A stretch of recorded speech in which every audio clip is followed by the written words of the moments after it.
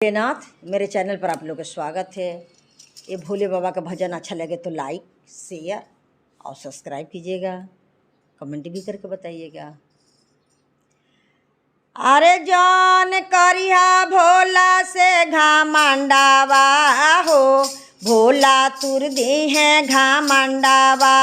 जान करिया भोला से घमंडावा हो, भोला तुर दी है घमंडावा। तुर दी है घमंडवा भोला तुर दी है घमंडावा। तुर दी है घमंडवा भोला तुर दी है घमंडावा। जौन कर भोला से घमंडावा हो, भोला तुर दी है घमंडावा। एक तो भगवान कैले चांद सूरुजवा, एक तो घमंड कैले चांद सूरुजवा। चांद सूरुजवा हो चांद सूरुजवा।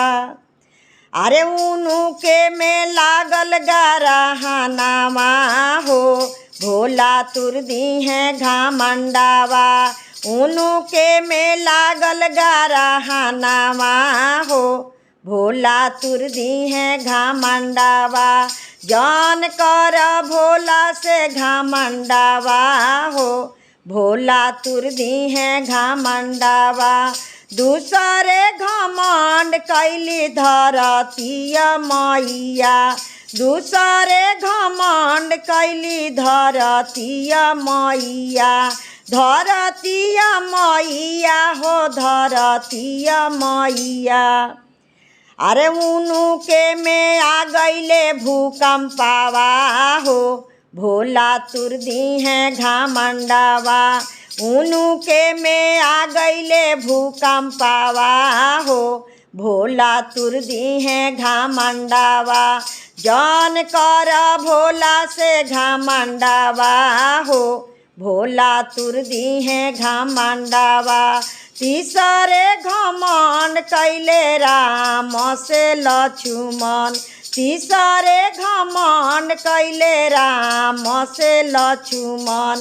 राम से लक्ष्मण हो राम से लक्ष्मण। अरे उनु के भइल बानवा सावा हो, भोला तुर दी है घमंडावा। उनु के भइल बानवा सावा हो, भोला तुर दी है घमंडावा। जान करिया भोला से घमंडावा हो, भोला तुर दी है घमंडावा। तुर दी है घमंडवा भोला तुर दी है घमंडावा। तुर दी है घमंडवा भोला तुर दी है घमंडावा।